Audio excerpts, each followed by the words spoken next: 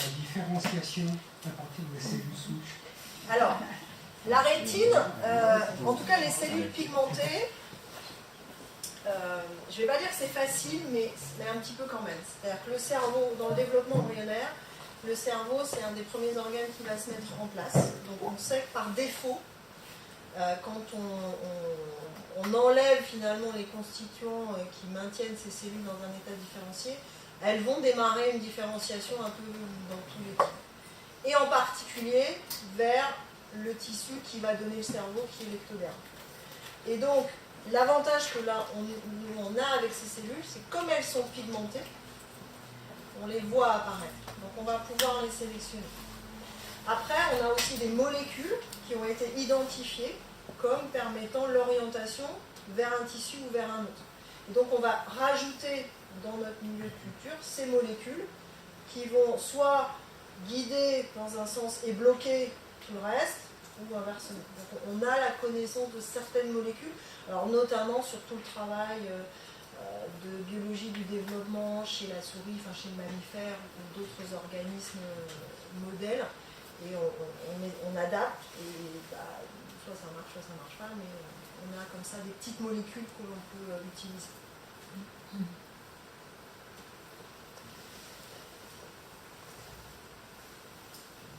Oui, pardon. La thérapie par vecteur viral, ça se fait une seule fois, il faut périodiquement Ça dépend. Ça dépend de la cellule. Ouais, ça dépend de la cellule, ça dépend de la maladie, ça dépend de ce qu'on corrige. Ça dépend vraiment de la technologie. Les bébés bulles, par exemple, ils ont prélevé les cellules, donc c'est une maladie immunitaire, ils ont prélevé des cellules de la moelle osseuse, ils les ont corrigées d'une certaine façon et ils les ont réinjectées. Donc a priori, ça suffit, une fois ça suffit. Il y a d'autres maladies, là il y a des essais de thérapie génique dans la sclérose amyotrophie spinale, et là c'est pas une correction du gène, c'est en fait un système qui va permettre d'exprimer, de faire exprimer un autre gène qui est juste à côté qui normalement ne s'exprime pas. Et là c'est une injection par mois. Donc ça va dépendre finalement de la mutation, etc. Et du coup, ça peut poser des soucis parce que quand on injecte un virus, le système immunitaire peut le reconnaître comme étant un virus. Donc la première fois, ça se passe bien.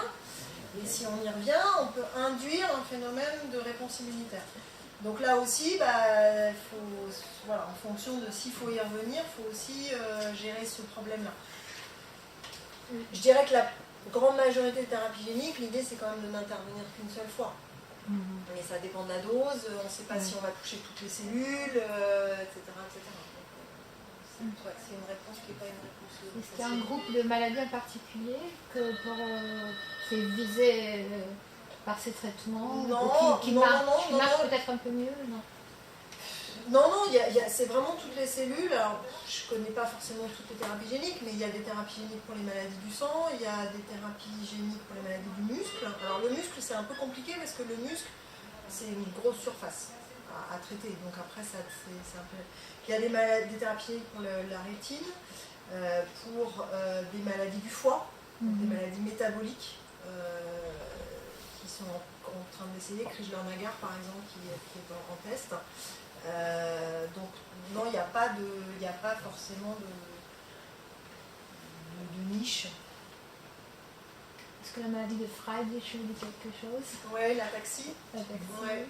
Alors l'ataxie de Friedreich, alors je ne suis pas spécialiste, mais c'est lié en fait à un problème de triplet. Et là, c'est plutôt la mitochondrie a priori. Donc là, alors j'ai imprimé des choses, je pourrais vous donner après, mais ils sont en train de regarder justement pour aller cibler le complexe lysosomial ou en l'activant, ou au contraire, alors pas des thérapies géniques, mais qui n'est pas forcément une correction directe de ce que j'ai vu comme essai, même si globalement on pourrait essayer d'aller corriger ce défaut. Mais il y a des choses qui sont en cours et j'ai imprimé des choses que je pourrais vous faire passer. Qui est-ce qui vous donne des sous? Alors, c'est vrai, j'en ai pas parlé. C'est le problème, hein, c'est le nerf de la guerre. Alors nous, on est financé à plus de 50% par la FM Téléthon. Hein, donc le partenariat majoritaire, c'est la FM Téléthon. Sans lequel on n'aurait pas pu développer ce programme, parce qu'ils nous ont accompagnés dès le début du programme et ils ont vraiment mis des sous dès le départ. Et les essais cliniques, alors le coût de l'essai clinique sur 12 patients, là, c'est 1,3 million d'euros pour l'essai clinique. Et c'est entièrement la FM Téléthon qui finance. Après, on a quelques financements gouvernementaux quand même, l'État, l'université, l'INSERM, et puis les fondations. Donc là, c'est ce que j'ai indiqué ici, Fondation pour la recherche médicale, Fondation maladies rares, donc là, il y a des financeurs qui sont là. Mais c'est vrai que nous, on est quand même financé beaucoup par la FM Téléthon. Et les laboratoires? Alors les laboratoires, à ces phases-là, c'est difficile de les attirer en fait, du départ. C'est sûr que si notre produit il fonctionne et que potentiellement on peut aller vers la DMLA, je pense qu'on n'aura pas trop de difficultés à avoir des laboratoires comme partenaires, ce qui est indispensable. Au début, sur des premières phases et en plus sur des maladies génétiques rares, les labos, c'est compliqué. C'est compliqué de les attirer. Le Luxturna est un produit qui est commercialisé aux États-Unis. Oui. Ouais. Donc ils ont une avance et il va arriver en Europe. Ça y est, il y a eu l'autorisation, je vous dis c'est septembre 2018. Donc ça arrive. Après, c'est le problème du remboursement parce que le Luxturna c'est 800 000 $ l'injection. Oui. Oui. Alors justement, pour rebondir un petit peu sur les États-Unis, j'ai eu l'occasion de rencontrer une fois une personne dans la vie qui finançait des startups américaines qui font des thérapies, est-ce que c'était génique ou est-ce que c'était cellulaire, je ne sais pas. Mais il y a des privés des richissimes qui financent des startups américaines. Et je sais qu'aussi, ce qu'il m'avait dit, c'est qu'en fait, ce qui était intéressant aux États-Unis, c'est qu'il y avait un système un peu différent, justement, quand ça touchait les maladies très rares, par rapport aux autorisations sur le marché, ils s'exonéraient d'un certain nombre de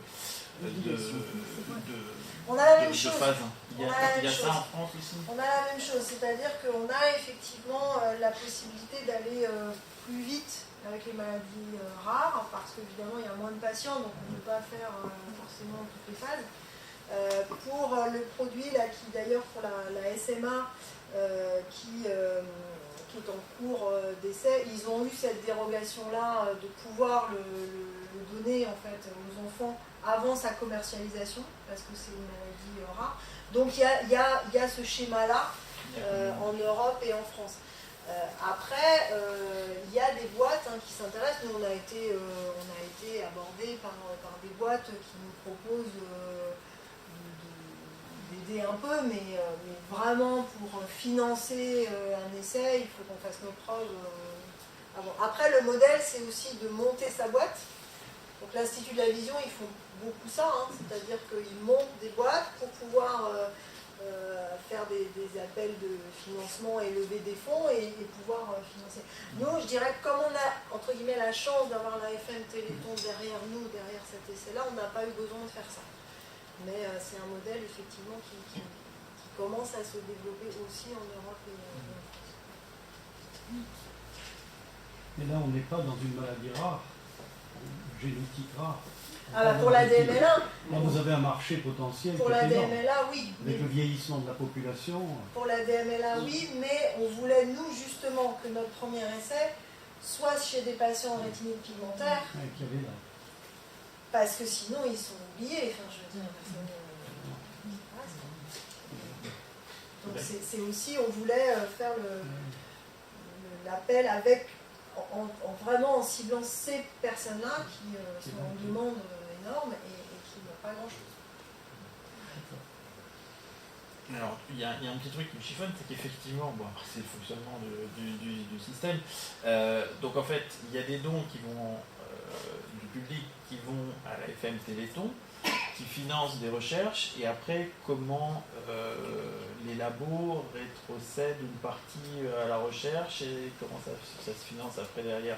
Alors, en fait, ça dépend. C'est-à-dire que là, nous, on est laboratoire de recherche avec public, académique, puisque moi, je suis entièrement académique, professeur d'université. Donc nous, on est là justement pour développer des produits de thérapie innovantes vers des malades qui sont atteints de maladies génétiques et qui ne vont pas avoir beaucoup d'autres possibilités. On a même, la FM Téléthon a en fait développé, nous on a un laboratoire de production qui est entièrement financé par la FM, et l'idée c'est justement grâce à ce système de pouvoir développer des médicaments, alors ce qu'on appelle au prix juste et maîtrisé. Ce qui, pas forcément, enfin, on essaye de pouvoir donner à ces patients-là et de faire bénéficier à ces patients-là justement des produits de thérapie innovante à un produit production. Et pas justement au prix marché, type Luxturna, 800 000 € l'injection. Donc c'est aussi l'idée de pouvoir faire bénéficier les patients de produits de thérapeutiques à des prix qui sont des prix justes. Après, quand on va vers des maladies plus fréquentes, on va rétrocéder notre produit sous forme de licence ou avec, là, pour le coup, des entreprises qui vont développer le produit, mais à ce moment-là, le produit il nous échappe et les fondations ne mettent souvent plus dedans. Enfin voilà, les fondations, elles sont là pour surtout le développement, les premiers niveaux. Et il n'y a pas beaucoup de fondations autres que l'AFM qui arrivent à entre guillemets, avoir jusqu'à la production de l'eau clinique de ce type de thérapeutique. Après, effectivement, si les laboratoires pharmaceutiques pouvaient redonner une partie de leur produit à des fondations pour aider la recherche, ça serait top. Ça marche un peu, hein, non, mais il y a des partenariats. Oui, c'est pas les mauvais d'un côté et les bons de l'autre. Hein. Mais parce que nous, on a quand même beaucoup de partenariats avec l'industrie qui financent quand même de la R&D, donc de la recherche et du développement, et qui nous permettent quand même de démarrer des choses. Hein. Ça existe. Hein. Parce qu'ils savent que ça sera intéressant pour eux après. Bah, il faut derrière.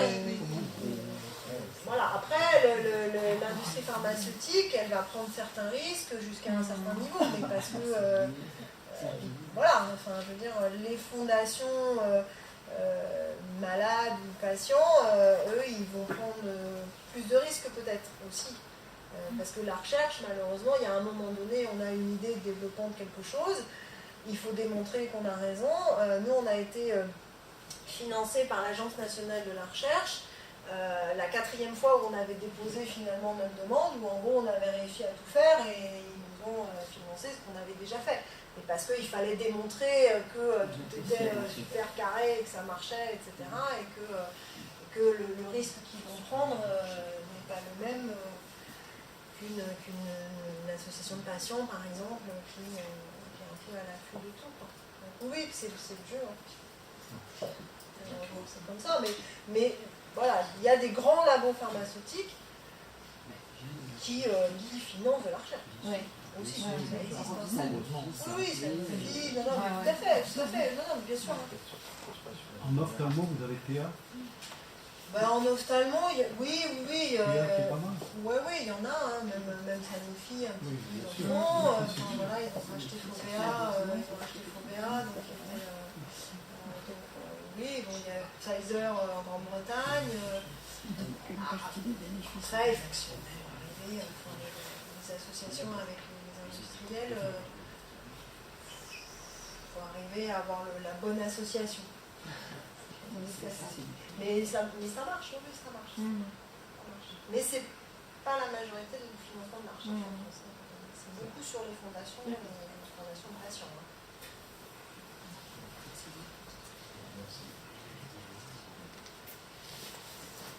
de la transmission